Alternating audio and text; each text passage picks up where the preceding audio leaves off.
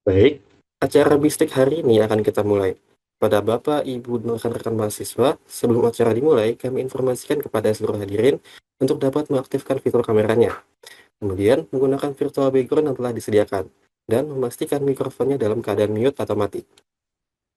Diingatkan juga kepada para hadirin untuk mengisi presensi yang telah disediakan dalam kolom chat Zoom. Mengingat sertifikat akan diberikan berdasarkan pendataan presensi dan juga pengisian feedback di akhir sesi.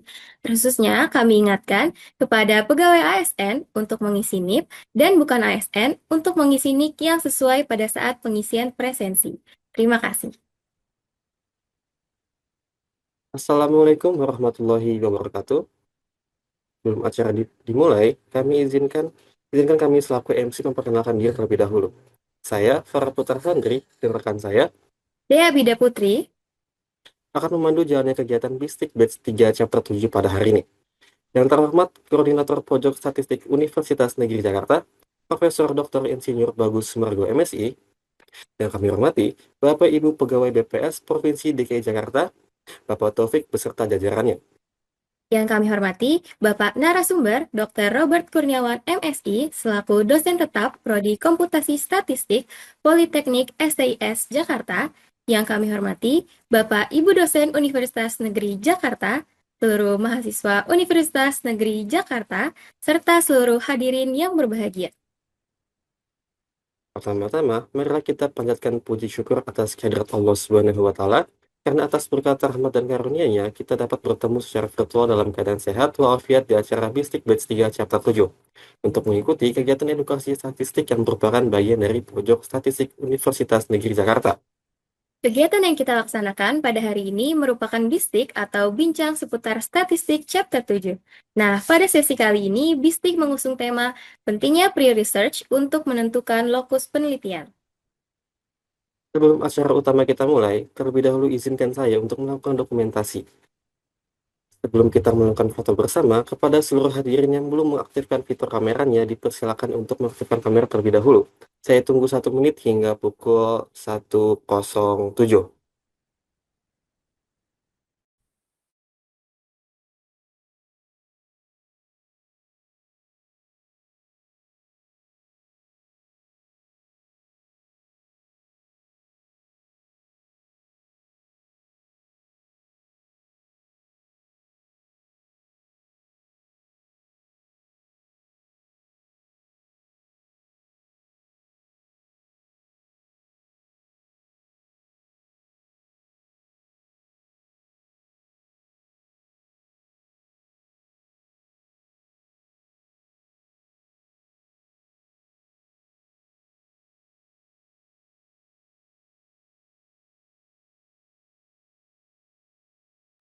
Baik, karena waktu sudah menunjukkan waktu 1:07, maka saya izin memandu dokumentasi. Di sini ada 2 slide. Untuk slide pertama, 1, 2, 3. Dan untuk slide kedua, 1, 2, 3. Demikian rangkaian acara pembukaan Bistik Batch 3 Chapter 7 pada kali ini. Beranjak ke acara utama kita, saya langsung saja untuk menyerahkan kepada moderator kita hari ini, yaitu Siti Fadila Nur Khotimah, yang merupakan agen pojok statistik tahun 2025-2026. Kepada Kak Siti Fadila Nur Khotimah, kami persilakan.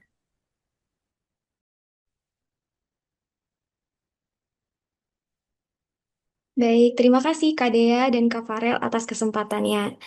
Assalamualaikum warahmatullahi wabarakatuh. Tadi memang saya sudah diperkenalkan oleh kakak-kakak MC, namun akan lebih lengkap nih jika saya memperkenalkan diri secara langsung. Selamat siang teman-teman dan Bapak Ibu sekalian. Perkenalkan nama saya Siti Fadila Nur Khotimah sebagai agen pojok statistik tahun 2025-2026. Pada kesempatan kali ini, saya selaku moderator yang akan memandu jalannya acara Bincang Seputar Statistik Batch 3 Chapter 7 pada hari ini dengan tema Pentingnya Pre-Research untuk Menentukan Lokus Penelitian, yang pastinya tema ini diharapkan dapat memberikan kita pengetahuan dan insight baru mengenai penelitian. Nah, sebelum kita masuk ke inti pembahasan, saya akan memperkenalkan terlebih dahulu pemateri pada bistik kita hari ini yang sangat luar biasa, yaitu Bapak Dr. Robert Kurniawan, MSI.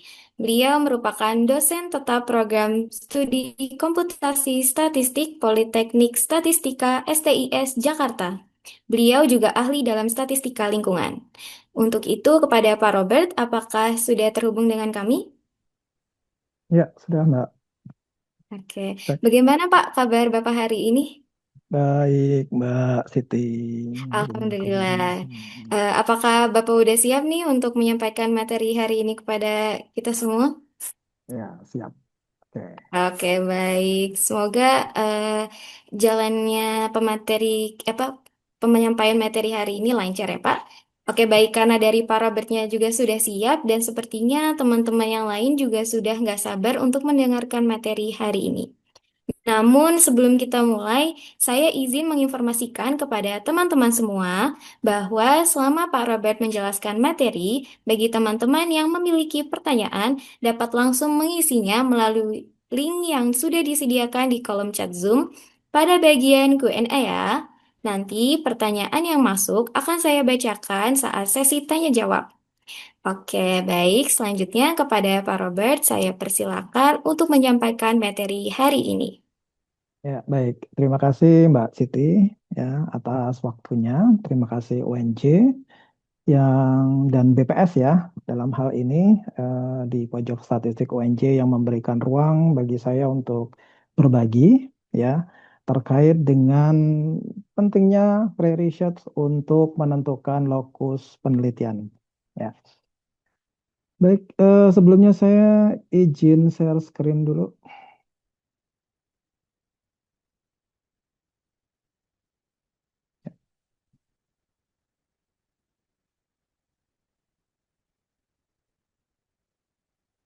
Ya, sudah tayangan saya sudah muncul? Sudah, Bapak. Oke, baik.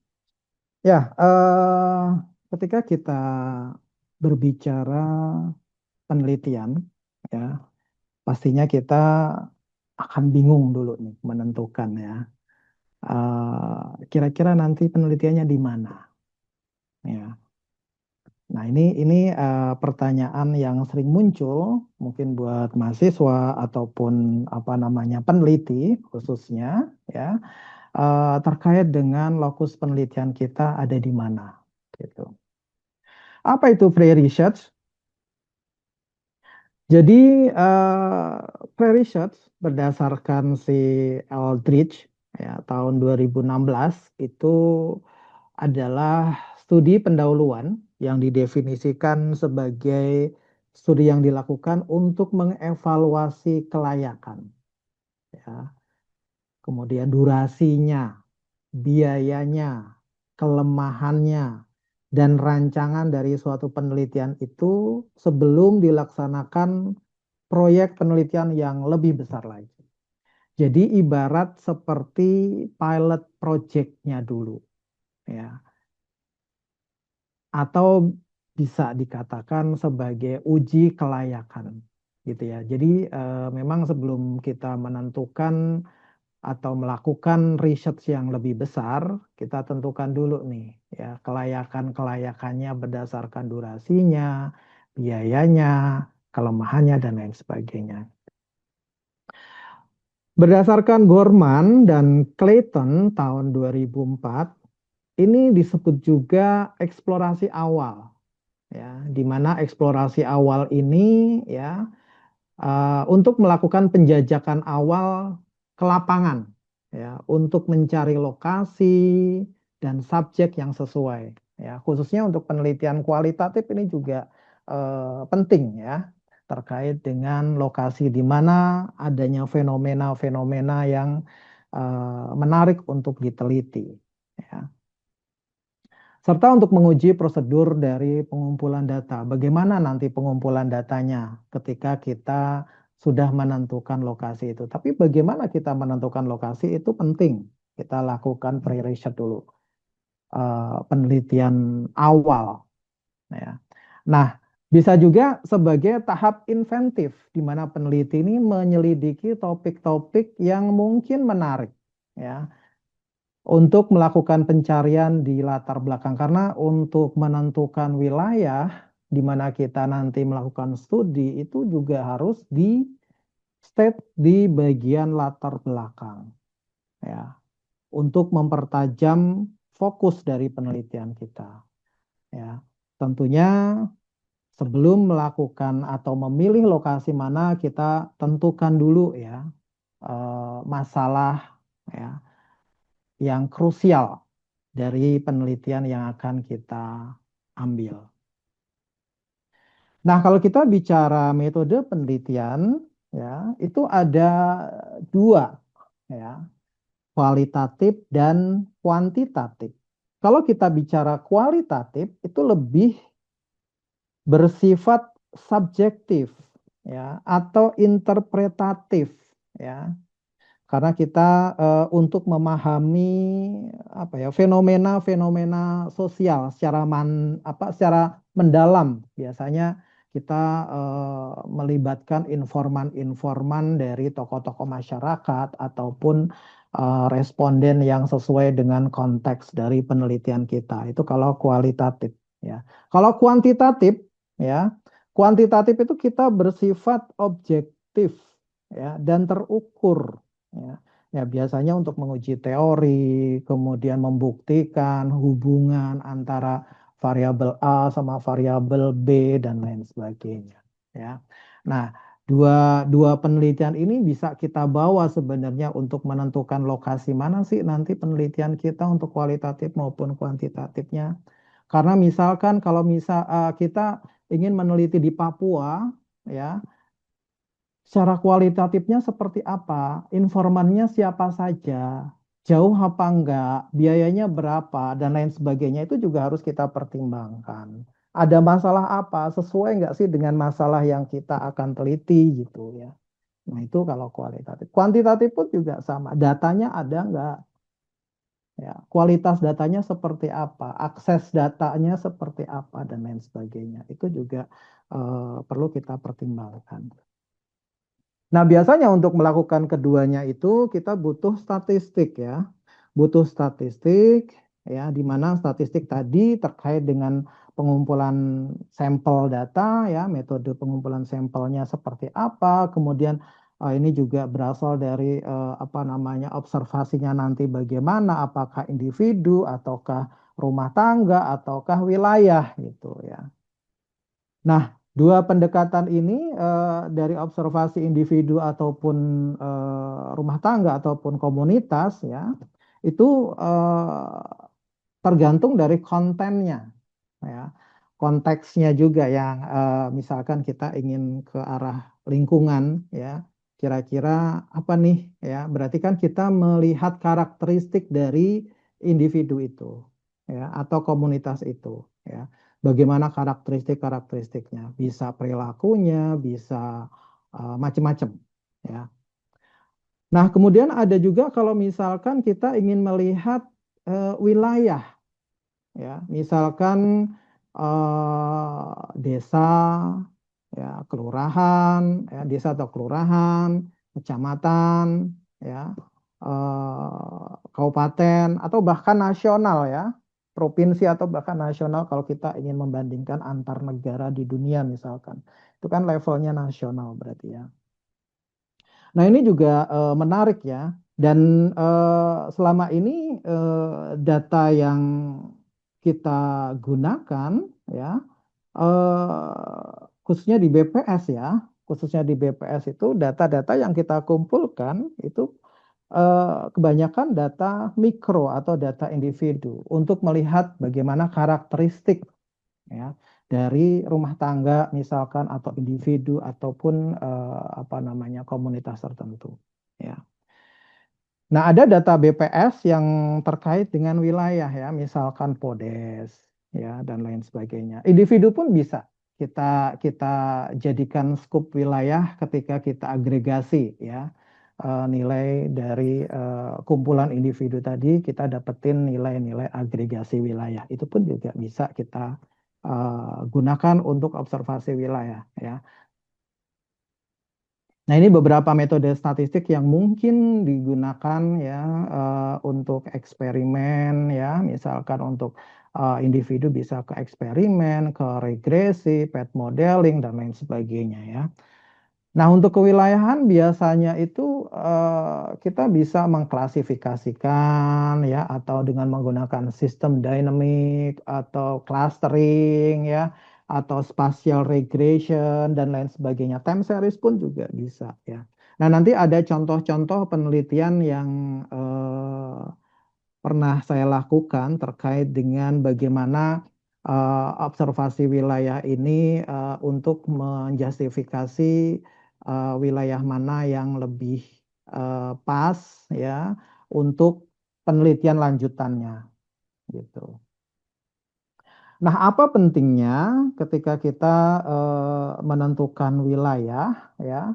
Kalau kaitannya dengan pengambilan sampel individu itu kita lebih yakin ya dengan lokus yang kita pilih. Kenapa? Ya, misalkan kita ingin melihat ya bagaimana kemiskinan di Papua ya. Kita yakin dengan data menunjukkan bahwa kemiskinan di Papua lebih tinggi dibandingkan kemiskinan di Jawa, misalkan ada data seperti itu, ya. Nah, dari kita memilih Papua, kita eksplor lagi Papua karakteristiknya seperti apa, sehingga kita akan lebih yakin lagi ketika kita ngambil sampel individu di sana, ya. Bagaimana stratifikasi dari individunya dan lain sebagainya itu mungkin bisa kita peroleh ya ketika kita sudah menentukan wilayah-wilayah mana yang kira-kira di Papua yang bisa kita lakukan penelitian. Kan tidak semuanya bisa kita jadikan ruang penelitian kita, lokus penelitian kita. Kita harus eksplor lebih dalam lagi ya. Ketika kita sudah menentukan dari sekian provinsi kita menentukan satu provinsi tertentu, misalkan di Papua, ya. Tapi di Papua pun kita akan downscalingkan lagi, ya. Di Papua sebelah mana dulu nih, gitu. Nah, kita kaitkan dengan masalah yang kita teliti, misalkan tentang kemiskinan. Apakah seluruh di Kabupaten Papua ini layak untuk kita lakukan apa namanya studi, gitu. Ya tentu layak kalau misalnya dari sisi angkanya saja. Tapi kita lihat dari geografisnya, bagaimana kesulitan menuju ke sananya. Itu juga menjadi pertimbangan. Karena tadi berdasarkan si apa siapa tadi ya yang awal tadi pre-research itu kaitannya sama itu tadi biaya gitu ya. Kalau kita mau ngambil di Pegunungan Bintang misalkan ya, dibandingkan dengan di Sorong misalkan yang dia lebih mudah terjangkau dibandingkan ke Pegunungan Bintang misalkan. Nah, ini bagaimana gitu. Nah, itu hal-hal yang perlu kita lakukan studi dulu maksudnya ya.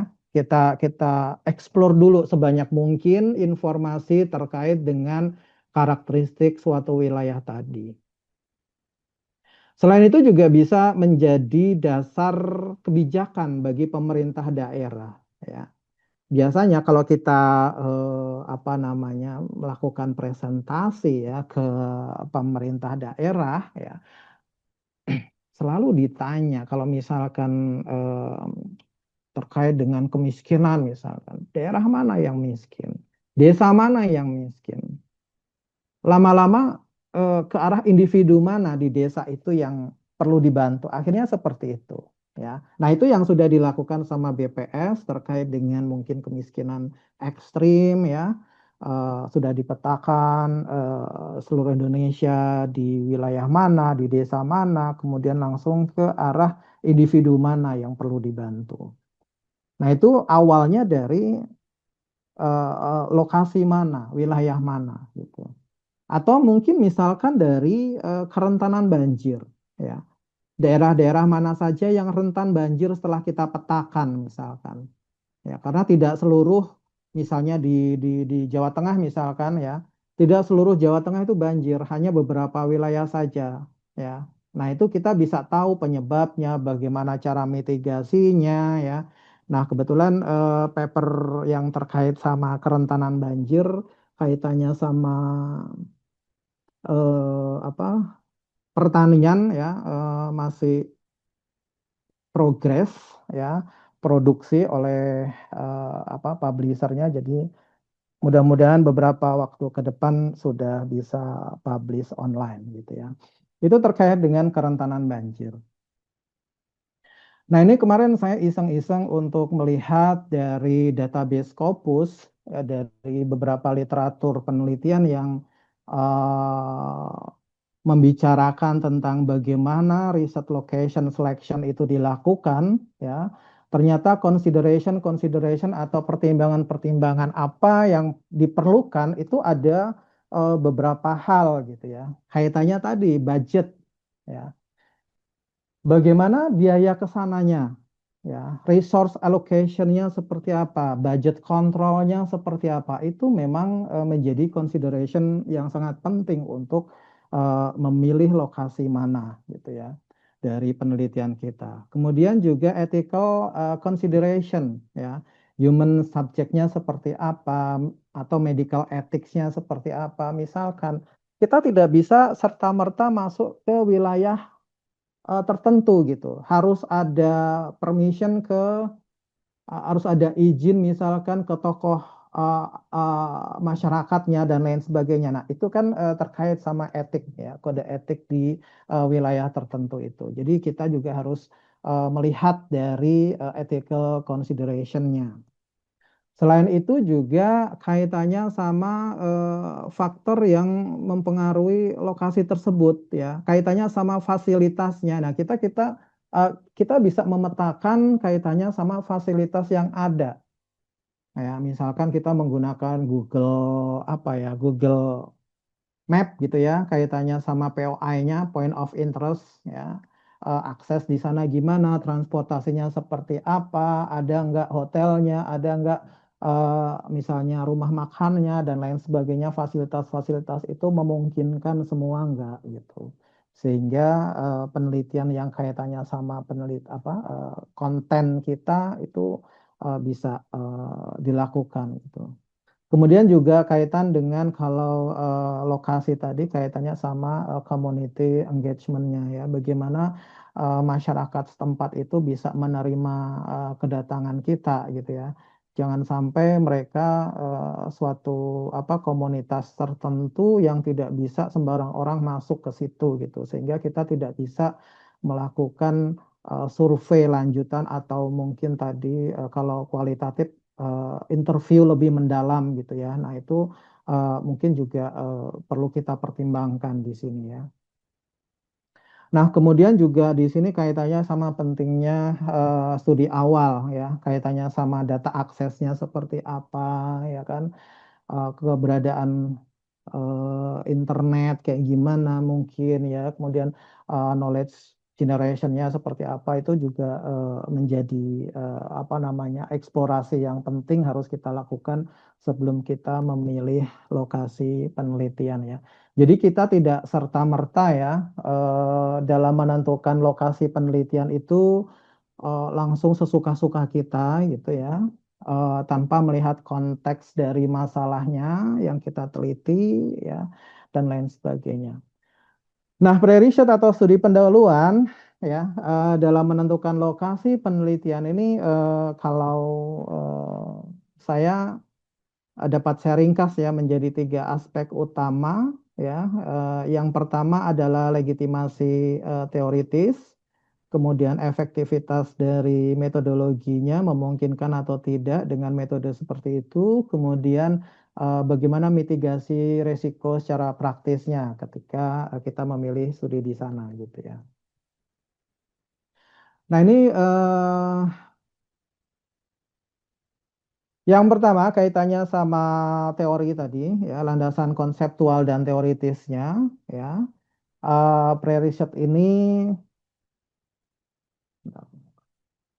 ya bukan sekedar kita nyiapin logistik saja ya, tapi bagaimana kita melakukan konseptualisasi awal ya sebelum menentukan di mana penelitian kita dilakukan. Yang pertama menghindari pemilihan lokasi yang arbitrer ya.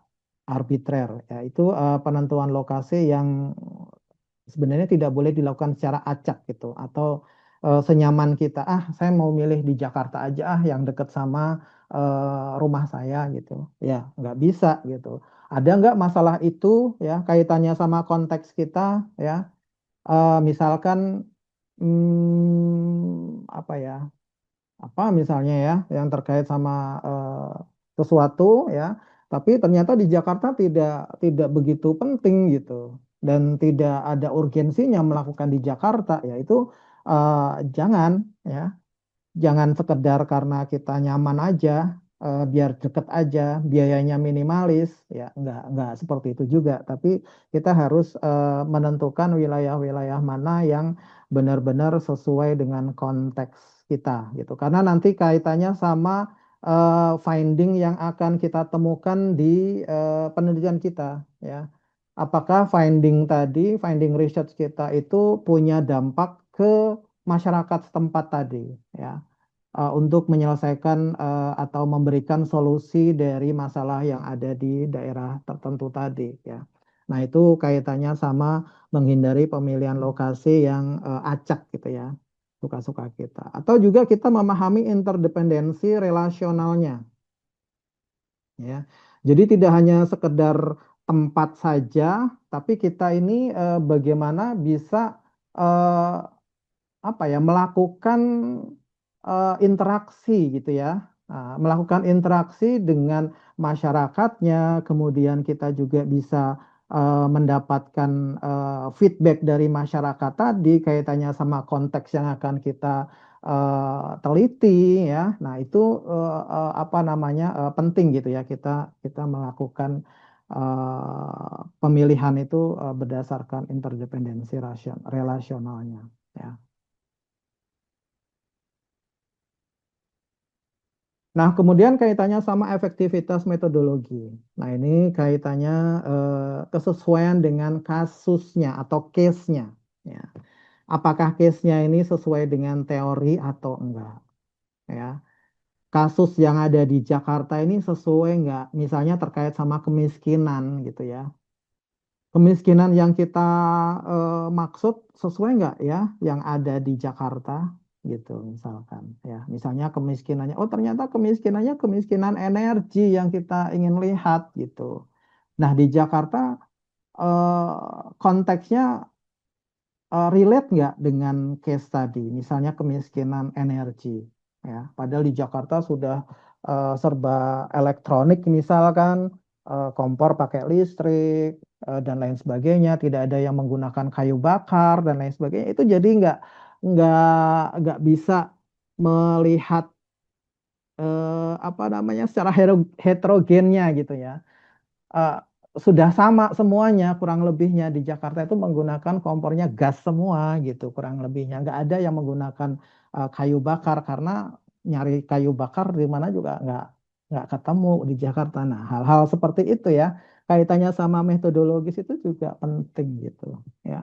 Jadi kita sesuaikan kasusnya dengan teori, kemudian kita identifikasi heterogenitasnya ya apakah dia heterogen atau sampelnya atau individu di sana itu sudah homogen. Kalau homogen ya nggak menarik lagi untuk diteliti misalnya ya.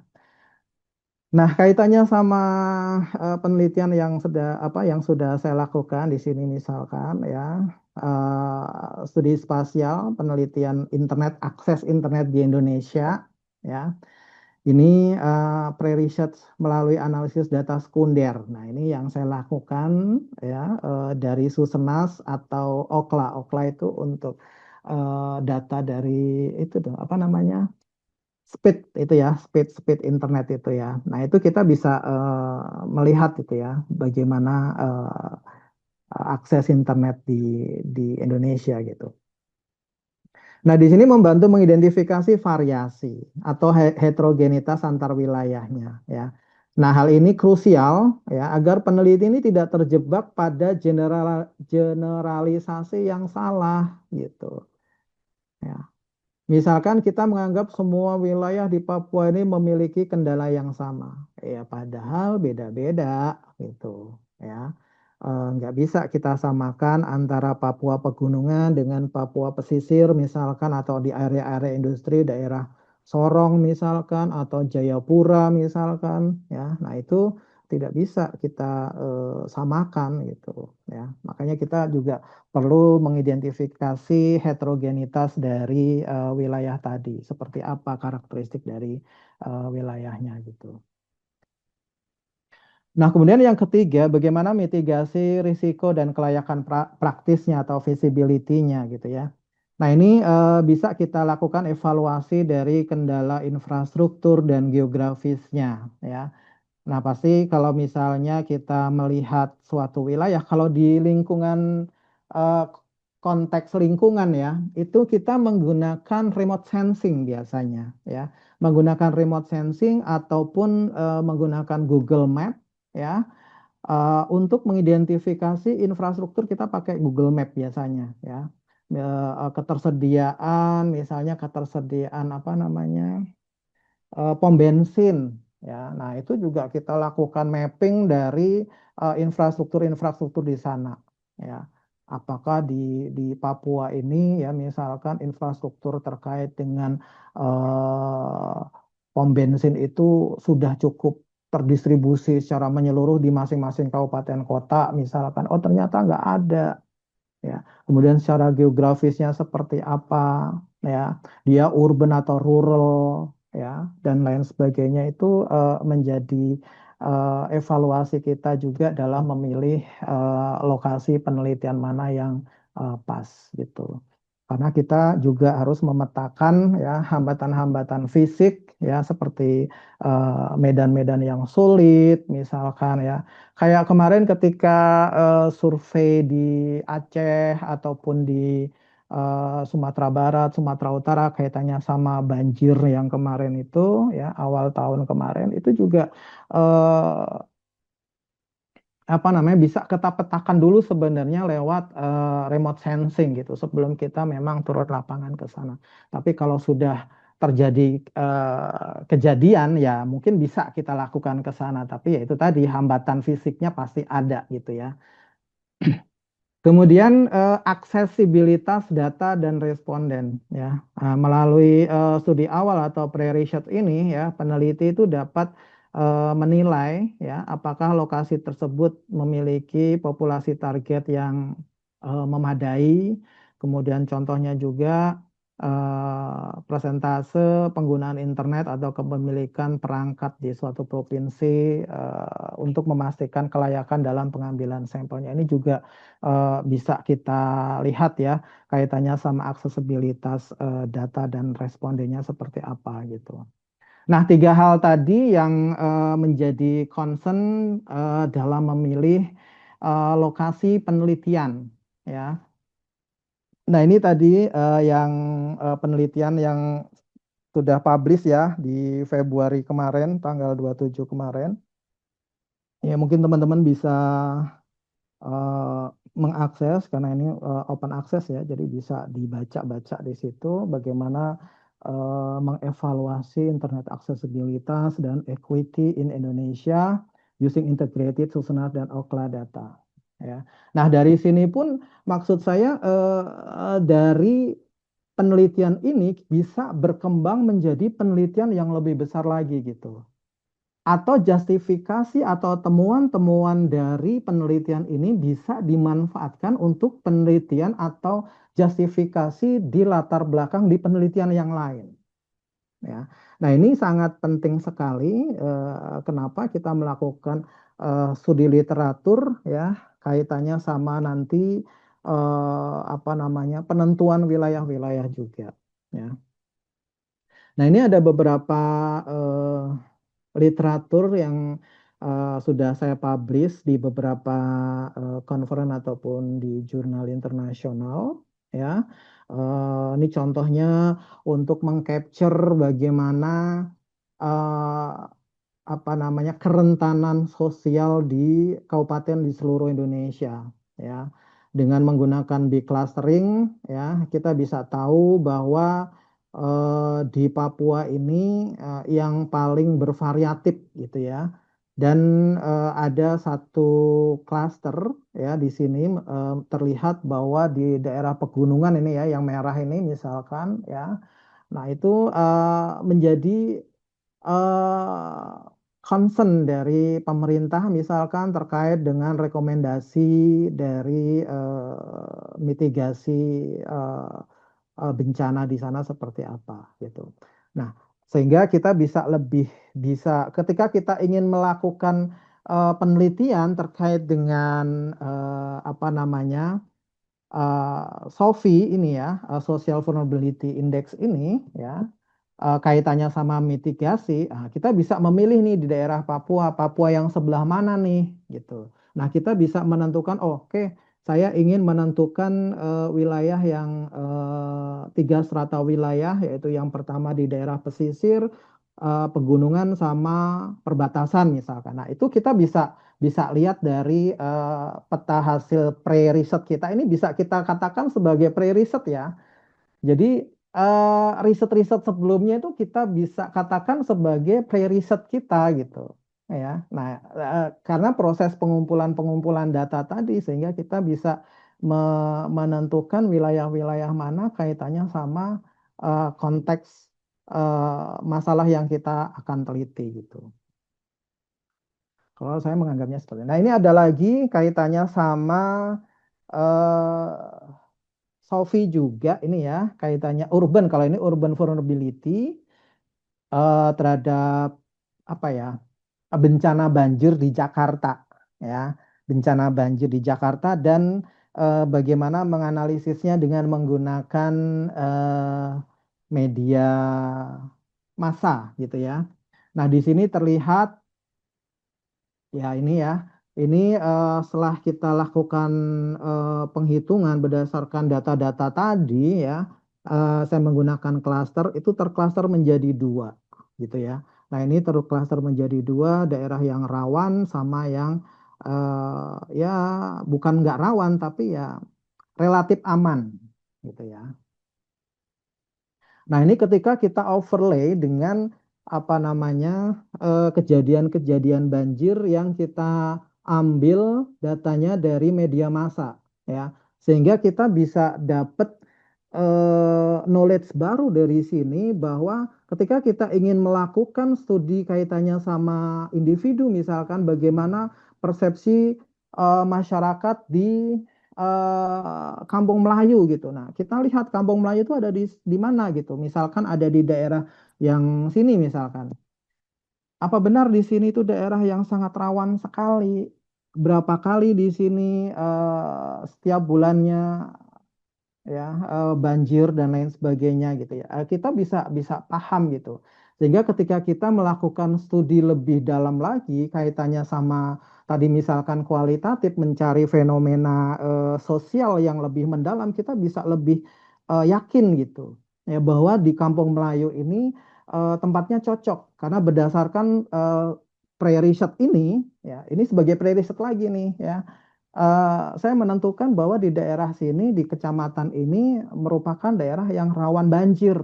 Sehingga bagaimana ketahanan dari masyarakat setempat itu bisa kita ulik lebih dalam misalkan seperti itu ya. Nah, ini menarik ya ketika kita sudah bisa melihat gambaran secara lokasi seperti ini gitu.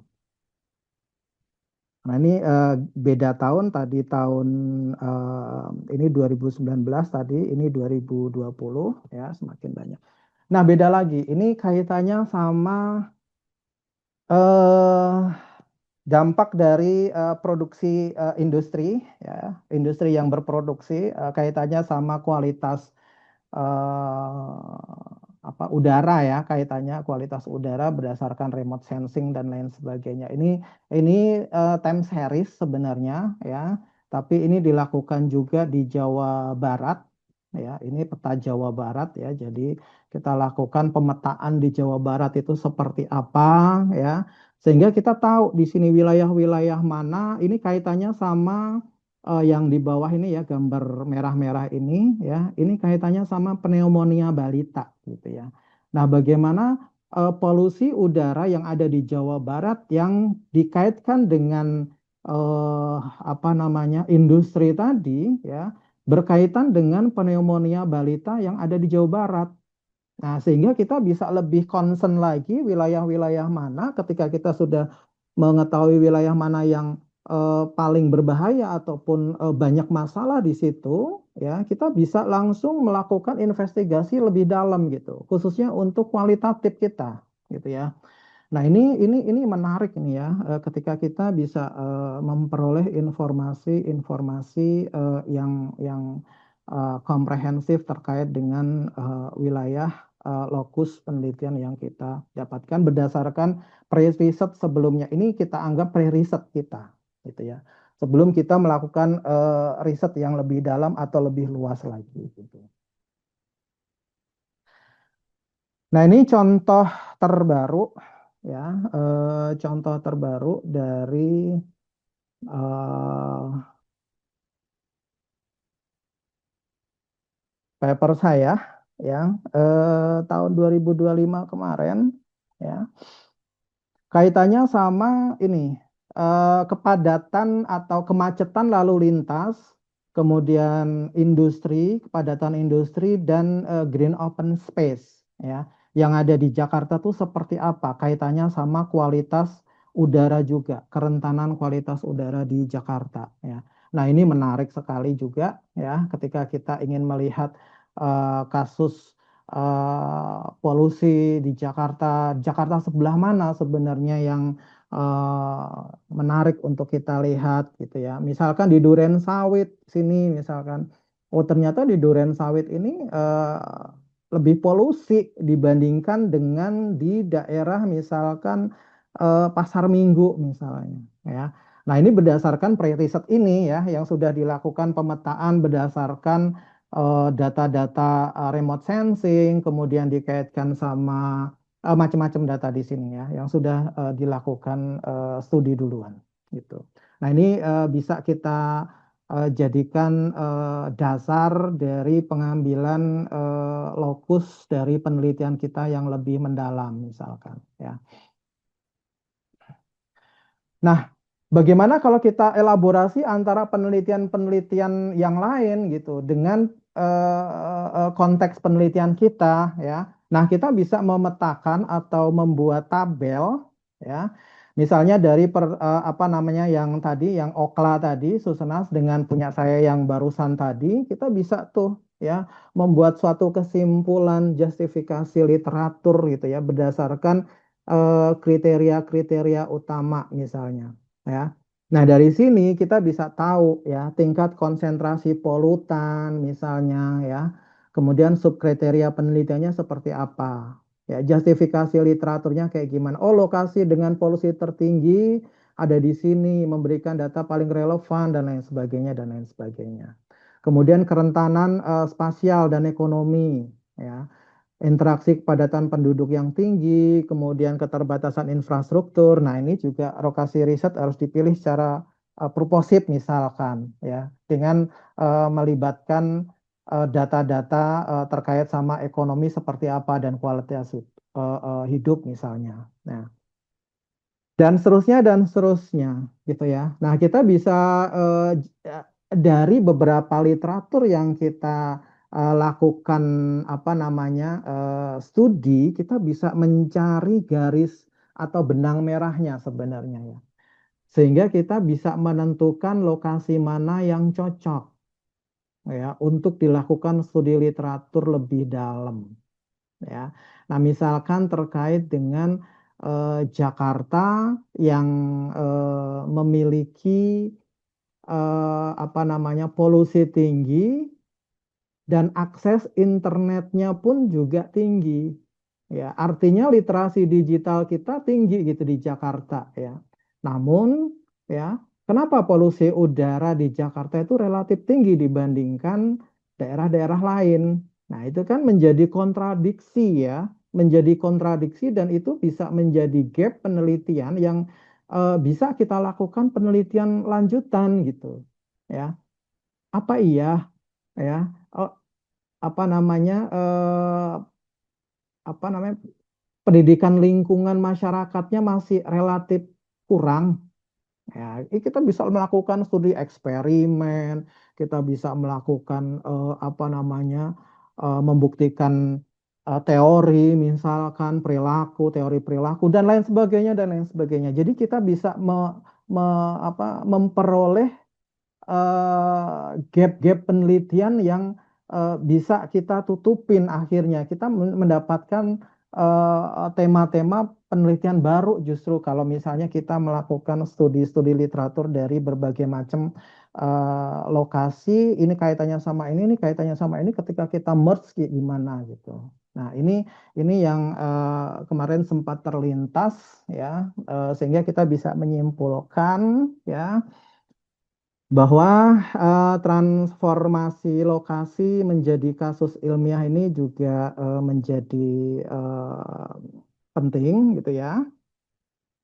Karena pre-riset ini untuk memastikan lokasi ini tidak dipilih secara acak, tapi berdasarkan case atau urgensi dari masalah atau konteks yang kita teliti, ya. Kemudian juga membantu peneliti ya melakukan proses di mana lokasi riset itu dibuat melalui konseptual awal yang sesuai dengan teoritis ataupun sesuai dengan pre-riset yang sudah firm gitu ya. Kemudian juga peneliti dapat menentukan apakah lokasi tersebut merupakan kasus yang unik, kritis, di mana kita juga mampu melakukan stress test terhadap teori yang sedang dikembangkan gitu misalnya.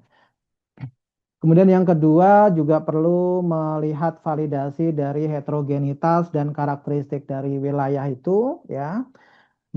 Pre-riset juga memungkinkan peneliti itu untuk mengidentifikasi dari variasi internalnya dari suatu wilayah tadi sehingga kita bisa menentukan atau memahami ya dari data-data awal tadi ya eh, apa karakteristik dari wilayah tadi ya. Kemudian juga bisa menggunakan data-data sekunder seperti remote sensing, Susenas, atau apapun itu untuk memetakan misalnya kalau Susenas ya sosial ekonominya dan lain sebagainya dan lain sebagainya. Ya. Kemudian juga kaitannya sama mitigasi resiko secara operasional dan teknis, ya ini juga bisa dilakukan, ya, karena pre-riset ini berfungsi untuk menilai aksesibilitas juga dari fisik dan ketersediaan infrastruktur pendukung, ya, berdasarkan tadi, ya. Kemudian studi pendahuluan juga membantu peneliti untuk memvalidasi keberadaan dari fenomena di lapangan itu seperti apa, seperti tingkat polusi udara dan penetrasi digital itu kayak gimana gitu ketika kita overlaykan mereka menjadi sesuatu hal yang menarik gitu. Kemudian juga memberikan dasar untuk menentukan strategi terkait sama pengumpulan apa pengambilan sampelnya ya seperti apa, apakah nanti ada urban sendiri berapa sampel, ruralnya berapa sampel itu juga bisa kita lakukan. Yang terakhir yaitu penguatan justifikasi dalam publikasi ilmiah, di mana data hasil pre-riset ini dapat memberikan bukti empiris yang kuat ya untuk menjustifikasi pilihan lokasi di bagian metodologi yang akan kita tuliskan gitu ya. Kemudian studi awal untuk membangun storyline yang koheren tentang bagaimana ruang dan tempat itu bisa dibayangkan dan diimplementasikan secara konteks penelitian yang lebih spesifik. Ya, mungkin itu materi yang bisa saya sampaikan. Mungkin kalau ada pertanyaan dipersilahkan. Oke, baik Bapak. Terima kasih banyak Pak Robert atas materi yang telah disampaikan, yang tentunya sangat bermanfaat bagi kita semua. Sebelum masuk ke sesi tanya jawab, saya izin mengulas sedikit terkait materi yang telah disampaikan oleh Bapak hari ini tadi. Dari materi kali ini kita belajar kalau menentukan lokasi penelitian itu bukan sekedar di mana, tapi mengapa di sana. Disinilah peran pre-research jadi sangat krusial karena fungsinya itu seperti fondasi. Dengan melakukan observasi awal, kita bisa lebih hemat waktu dan biaya karena risiko atau kendala teknis sudah terpetakan sejak awal, ya, Pak. Jadi, pre-research ini dapat memastikan riset kita itu tidak hanya kuat secara teori dan data aja, tapi juga bisa berjalan lebih efisien sampai selesai karena kita udah nentuin lokus penelitian itu dengan tepat. Seperti itu ya, Pak. Oke, baik. Pak. Kita selanjutnya akan memasuki sesi jawab ya, Pak. Di Ya. sini sudah ada dua pertanyaan untuk Bapak. Mm-mm. Mau langsung dijawab atau mau ditampung terlebih dahulu? Iya, silahkan aja. Mau dijawab langsung boleh. Oke, baik Pak. Untuk pertanyaan yang pertama, Mm-mm. akan saya bacakan. Terkait observasi kewilayahan, Bapak tadi menyebutkan penggunaan metode seperti clustering dan spatial regression. Dalam Mm-mm. praktiknya, saat kita melakukan pre-research menggunakan data sekunder seperti Susenas, kita sering dihadapkan pada data yang berdimensi tinggi atau ada missing values di wilayah tertentu. Nah, pertanyaannya, sejauh mana kita boleh melakukan penyesuaian atau reduksi variabel pada tahap pre-research ini agar tidak merusak teori method package yang sudah kita bangun? Terima kasih, Pak. Seperti Ya, itu. saya jawab dulu aja ya, biar nggak lupa Oke, lah ya. oke baik, Pak. Oke, baik. Terima kasih ya. Nah, ini yang menarik kalau misalkan kita observasinya wilayah dan kita menemukan beberapa wilayah ya, skop kecilnya itu banyak yang bolong-bolong gitu ya, atau tidak terisi ya dengan baik, atau missing value di situ ya.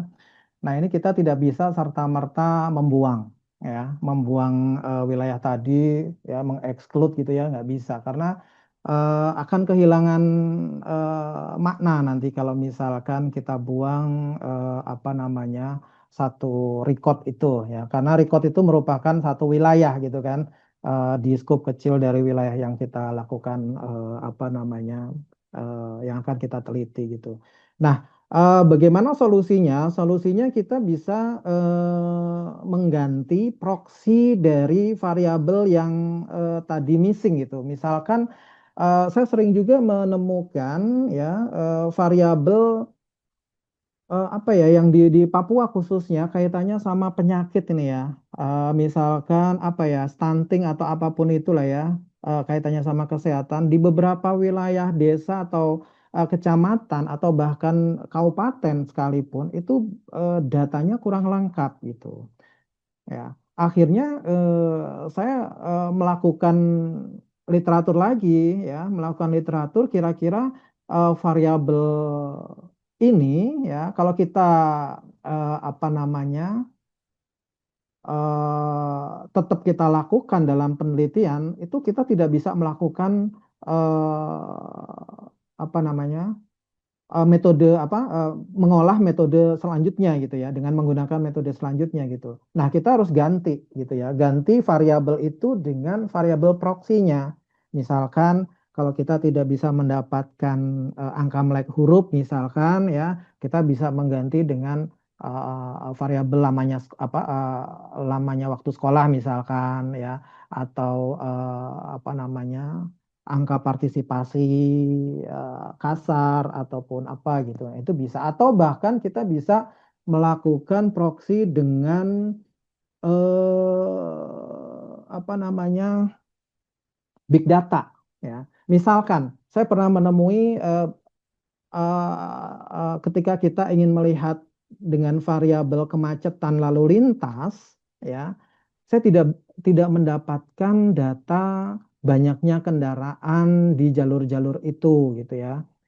Dari kepolisian kita nggak dapat datanya, dari BPS juga nggak ada kaitannya sama di wilayah itu, di desa itu atau di kecamatan itu berapa kemacetannya dan lain sebagainya itu nggak dapat dari kepolisian yang dia melakukan pendataan gitu ya.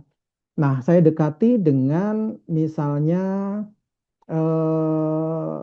Google Map ya. Saya akhirnya melakukan digitasi sendiri ya untuk mendapatkan variabel-variabel yang saya inginkan gitu. ya. Misalnya kemacetan tadi, akhirnya kita dapat per desa, per kelurahan kita bisa dapat angka berapa sih peluang kemacetan di sini gitu berdasarkan Google Map-nya gitu. Nah, itu bisa kita lakukan ya. Kemudian juga kaitannya sama polusi misalkan ya. Polusi kalau misalnya kita tidak bisa ngambil dari remote sensing juga kita bisa pakai apa namanya? Kita dekati dengan pom bensin misalkan. Ya, di mana pom bensin itu berada, maka di situ motor banyak gitu. Ya kan biasanya kalau apa namanya pengusaha itu mendirikan suatu bisnisnya, dia kan pasti akan mensurvei di situ kendaraan bermotornya berapa, kemacetannya bagaimana, lokasinya seperti apa dan lain sebagainya gitu. Nah, itu saya dekati dengan POI atau Point of Interest dari Google Map dengan apa namanya eh, apa namanya tadi pom bensin mana yang ada gitu. Jadi kita bisa tahu sebaran dari pom bensin itu sehingga oh ini polusinya ada banyak di sini nih bisa bisa kita dekati dengan itu misalkan ya. Jadi ada banyak cara ya. Selain kita melakukan interpolasi juga bisa sebenarnya ya. Kita juga boleh melakukan apa namanya solusinya dengan menggunakan metode-metode missing value boleh juga, tapi kan relatif lama gitu ya. Atau mungkin juga silahkan aja dipertimbangkan apakah harus menggunakan interpolasi yang lebih sederhana atau bagaimana ya, atau dengan menggunakan metode missing value ya. Tapi kalau menggunakan metode missing value untuk data yang berdimensi tinggi, misalkan ya, itu agak relatif lebih susah gitu ya karena dan lama gitu ya.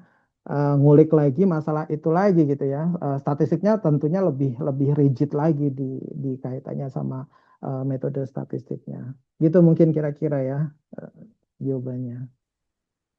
Oke, baik. Terima kasih Pak atas pertanyaannya, atas jawabannya. Semoga yang bertanya sudah terjawab. Seperti itu. Kita lanjut ke pertanyaan kedua ya, Pak. Ya, Oke, saya izin membacakan untuk pertanyaan kedua.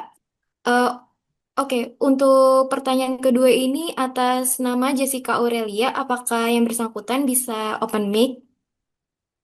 silakan bertanya langsung saja. Oke, sepertinya lagi berhalangan ya, Pak. Jadi saya yang bacakan saja. Di sini pertanyaannya, untuk kami yang mahasiswa tingkat akhir yang sedang mempersiapkan proposal skripsi, melakukan pre-research yang komprehensif tentu dibatasi oleh timeline dan budget yang sangat ketat, Pak. Apa tips dari Bapak untuk menyiasati keterbatasan ini agar kita tetap bisa menghasilkan justifikasi pemilihan lokasi yang kuat dan terhindar dari bias generalisasi, tanpa harus kehabisan waktu di tahap eksplorasi awal? Terima kasih, Pak. Ya, ya, ya ini memang kadang menjadi apa ya? Hambatan ya bagi mahasiswa khususnya yang lagi nyusun skripsi ataupun tesis ataupun disertasi yang kaitannya sama penentuan wilayah ini ya.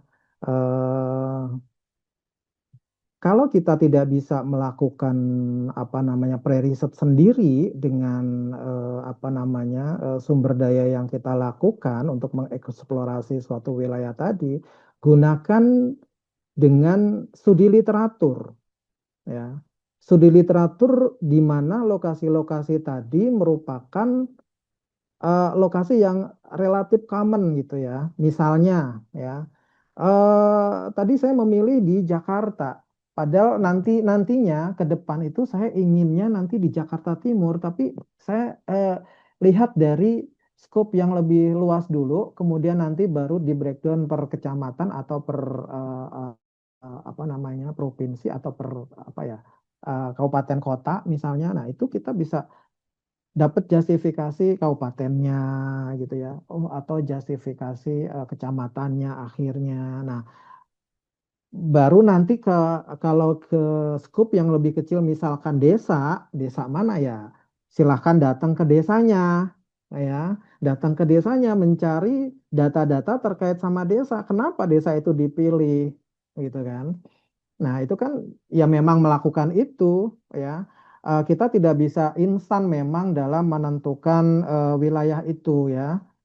Memang harus ada studi yang lebih mendalam ya, kaitannya sama memilih lokasi ini. Kita tidak bisa tadi serta-merta oh pengen deket aja, misalnya rumah kita di Bogor, ya udah saya pengen di kota Bogor aja misalnya. Ya nggak bisa, di kota Bogor ada nggak masalah itu gitu ya. Nah, kalau pengen yang lebih skop kecil, saya pengen di desa ini, di desa saya. Ya, desamu ini ada apa? Ya, kenapa harus di desa itu dibandingkan sama desa-desa yang lain? Bagaimana? Kita harus melakukan studi komparasi dulu, gitu. Ya, nah itu penting gitu. Ya, memang butuh waktu, tapi kita bisa bisa melakukan itu secara cepat kok sebenarnya ya.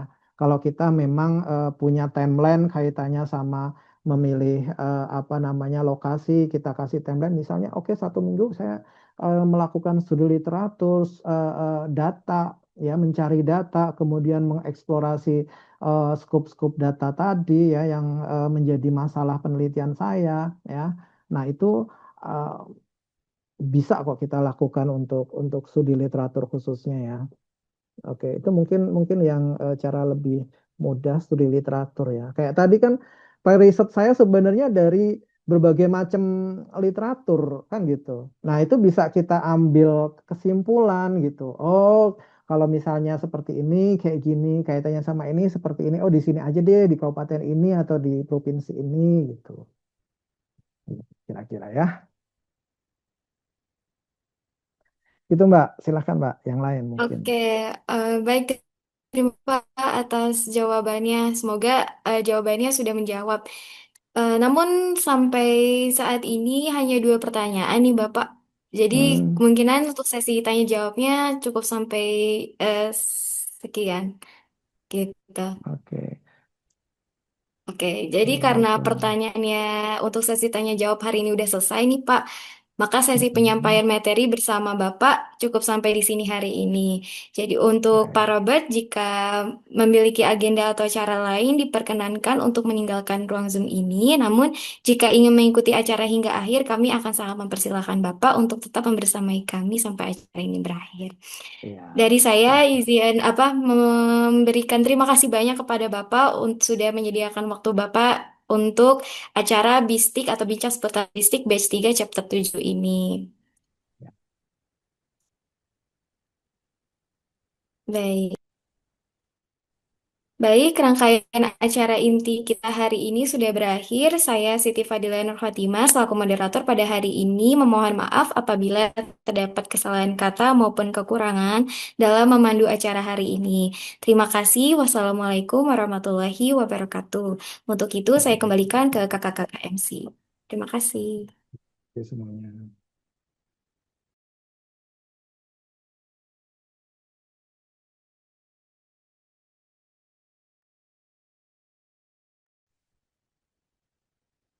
Terima kasih kepada Dr. Robert Kurniawan MSI yang telah memaparkan materi bisik chapter 7 yang pastinya sangat bermanfaat bagi kita semua.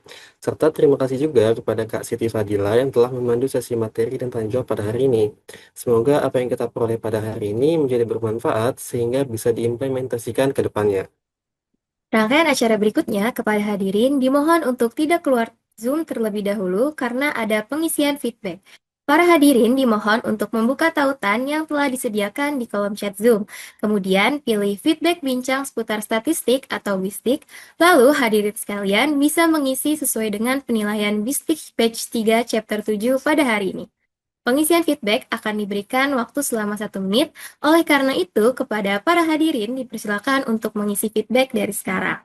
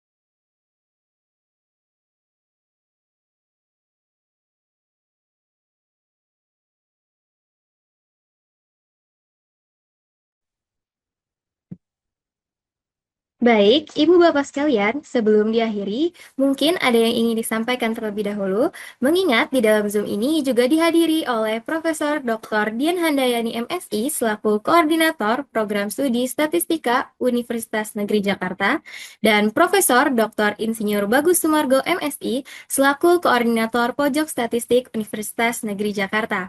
Apakah dari Ibu Dian dan Pak Bagus ingin memberikan sepatah dua patah kata? Kami persilakan.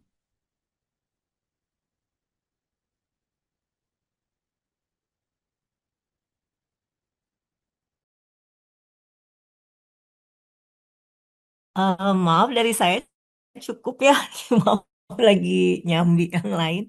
Terima kasih Pak Robert untuk sharingnya siang ini. Ya, sekali lagi cukup dari saya. Terima kasih Dea. Silakan dilanjut.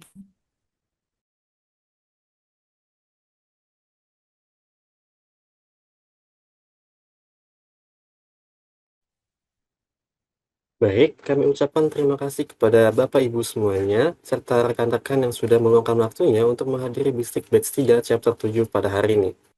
Ingatkan kembali, jangan lupa untuk mengisi daftar hadiah atau presensi dan feedback yang terdapat di dalam kolom chat Zoom. Sampai bertemu lagi di Bistik Chapter berikutnya. Sekian dari kami izin undur diri. Wassalamualaikum warahmatullahi wabarakatuh. Waalaikumsalam warahmatullahi wabarakatuh. Terima kasih semuanya. Ya, izin lip ya.